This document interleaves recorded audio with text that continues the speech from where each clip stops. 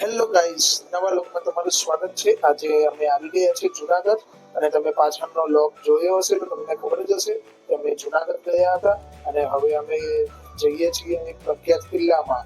પ્રખ્યાત કિલ્લો એટલે ઉપરકોટનો કિલ્લો જે જુનાગઢમાં આવેલો છે અને તેની અંદર એન્ટર થતા જ ત્યાં ટિકિટ ભાડે આવેલી છે. તો એક માણસની 50 રૂપિયા ટિકિટ છે અને બાળકની 25 રૂપિયા ટિકિટ છે અને તમે આમ જોઈ શકો છો જેની મદદથી તમે આ કિલ્લાની અંદર અલગ અલગ સ્થળે ફરવા માટે તમે જોઈ શકો છો અને આ ટિકિટનો દર બી તમે જોઈ શકો છો. અહીંયા લાઇટ શો અને બીજી અન્ય પ્રવૃત્તિઓ આવેલી છે તો તેની ટિકિટ વિશેનું આ બોર્ડ છે.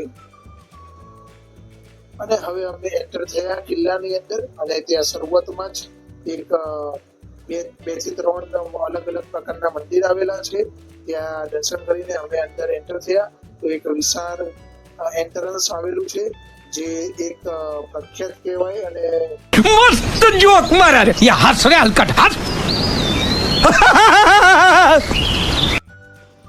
પછી તો અમે અંદરની તરફ જતા હતા અને અંદરની તરફ જતી વખતે વચ્ચે રક્ષિત સ્થળ કરીને આવે છે એક દરવાજો અને તેની અંદર જ જઈએ તો ઉપરકોટની પોલીસ ચોકી આવેલી છે અને તેની બાજુમાં પીવાનું પાણી મસ્ત મજાનું ફિલ્ટર વાળું મળી રહે છે અને તેની બાજુમાં વોશરૂમની પણ સુવિધા આવેલી છે.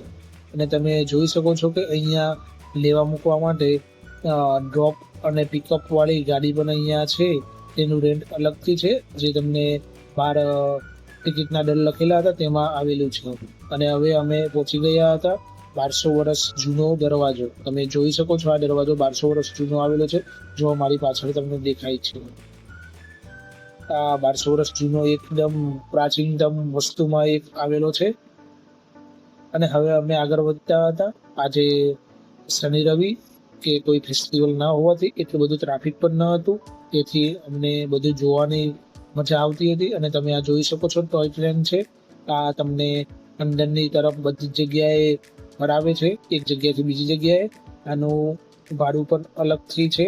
તમે આ ઉપરકોટની જંકશનમાંથી આની ટિકિટ મેળવી શકો છો. અને હવે અમે તેની આગળ ગયા. તમારા મિત્રોને સાયકલ નજરમાં આવી ગઈ તો બધા મિત્રોએ નક્કી કર્યું કે ચાલો સાયકલની રાઈડ કરીએ અહીંયા. પણ પછી મેળેને પડ્યો નહીં.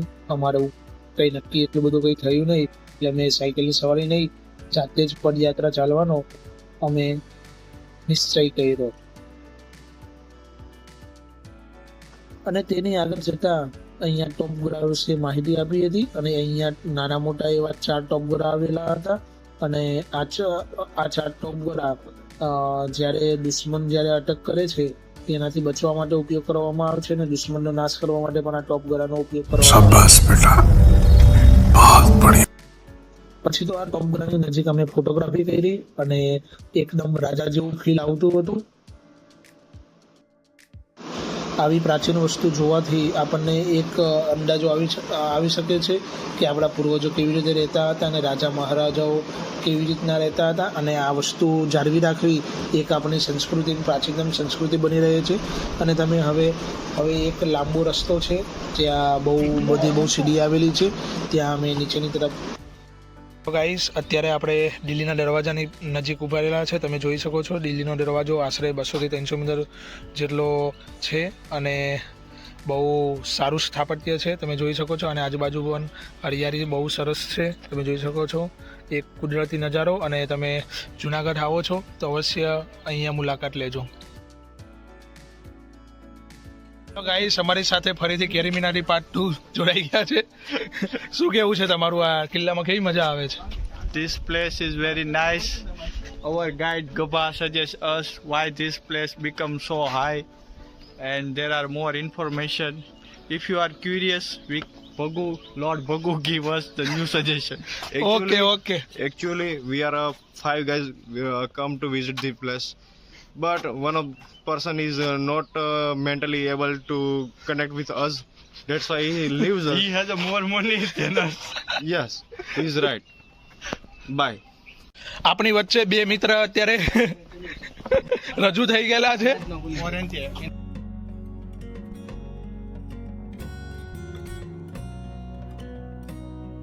વચ્ચે અમારા બે મિત્ર આવેલા છે ફોરેનથી.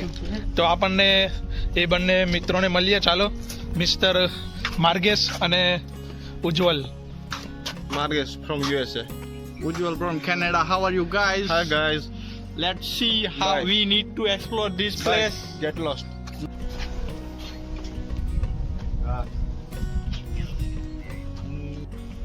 Hello guys, I am Ujjwal from USA and I have one more friend from Canada, Margesh. And we are exploring this place. What's the place name, Margesh?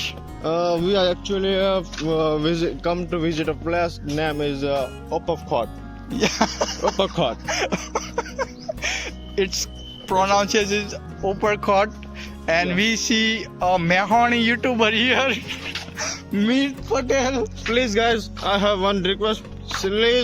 Please subscribe, like and share. He's a very keep support. Keep Become a support. more subscribers.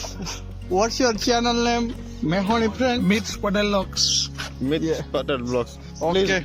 Don't subscribe. And we hire a guide. The name is Local Guide. અને મિત્રો તમે જોઈ શકો છો આ છબીમાં ઇતિહાસ લખેલો છે કે કોને કોને રાજ કર્યું હતું એ.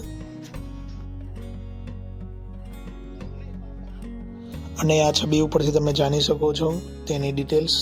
અને અત્યારે અમે આડી વાવ તરફ જઈ રહ્યા છે અને આપણા મિત્ર આવી ગયા છે આ ગાડીનો ઉપયોગ કરીને. અને હવે આ આડી વાવ છે.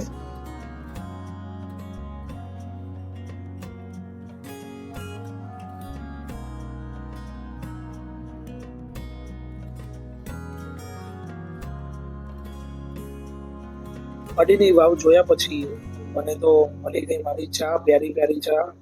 મારા માટે તો ધરતીપણનું અમૃત એટલે ચા જ છે. અહીંયા વચ્ચે સ્ટોલ પણ આવેલા છે, ત્યાં તમે નાસ્તો કરી શકો છો, ચા પણ પી શકો છો. અને તમને આ જે વિડીયોમાં જે પ્રતિમા દેખાઈ રહી છે તેમાં દરેક પ્રતિમા ઉપર અહીંયા આ કિલ્લાનો ઇતિહાસ લખેલો છે.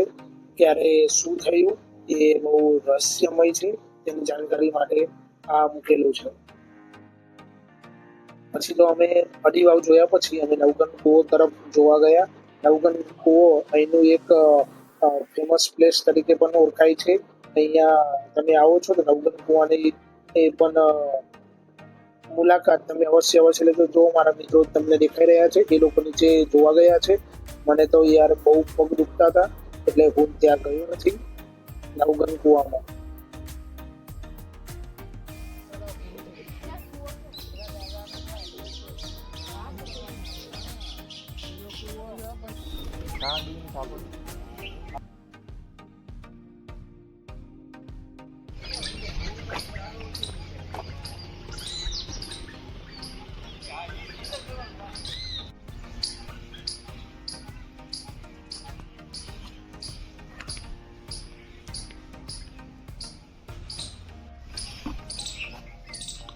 હેલો ગાઈસ, હવે આપણે જઈ રહ્યા છીએ નવાબી તળાવ પાસે. અને અહીંયા વાતાવરણ પણ એકદમ જંગલ જેવું છે, તો અહીંયા ફરવાની બી તમને મજા આવશે જો તમને પ્રકૃતિ સાથે તમે જોડાયેલા હશો તો. Thank you. મિત્રો આ ચિત્રમાં તમને દેખાઈ રહ્યું છે જે જુનાગઢ રાજ્ય જે આપણો દેશ આઝાદ થયો પહેલા કેવું હતું એનું ચલચિત્ર છે, તમે જોઈ શકો છો. અને પછી તો હું નવાબી તળાવ તરફ વળ્યો. નવાબી તળાવ એક રહસ્યમય જગ્યા છે, તમે જોઈ શકો છો. અને આ કિલ્લો આશરે 2300 વર્ષ જૂનો છે, તમે જોઈ શકો છો. અને આ એક બોર્ડર છે જ્યાં એન્ડ આવેલો છે, ત્યાં અહીંયા સૈનિકો તૈનાત રહેતા હતા. અહીંયા ટોપ ગોળા પણ મૂકેલા છે, તમે જોઈ શકો છો. તો અહીંયા સૈનિકો રક્ષા કરવા માટે અહીંયા એક દિવાલ ઉપર તૈયાર રહેતા હતા. મિત્રો હવે આપણે બુર્જ ટાવરની તરફ જઈએ. તમે જોઈ શકો છો બુર્જ ટાવર. જો તમે અંદરથી પણ જોઈ શકો છો બુર્જ ટાવરની રચના આવી રીતના હોય છે.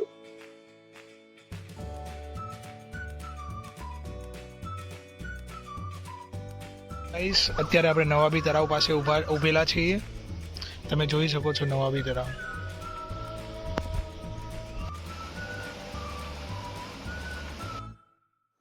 હેલો મિત્રો, તમે જોઈ શકો છો આ કડાના ટોપ છે આશરે 3.5 મીટર જેટલી લાંબી છે અને આ એક પણ બોર્ડર પર રાખવામાં આવેલી છે કે જો હુમલો થાય તો આનાથી આપણે રક્ષણ મેળવી શકાય છે. તમે જોઈ જશો. હેલો મિત્રો, તમે જોયું હોય તો આપણે જે જગ્યાથી આપણે અંદર એન્ટર થયા હતા તે જગ્યા પર આપણે પાછા ફરીને આવી ગયા છે. તમે જોઈ શકો છો મિત્રો, અહીંયા ફાઇનલી આપણે લશ્કરી વાવની નજીક આવી ગયા છે અને અહીંયા દરેક જગ્યાનું મહત્વ હતું અને તેની જાણકારી તમે ડિટેલ્સમાં મેળવી શકો છો.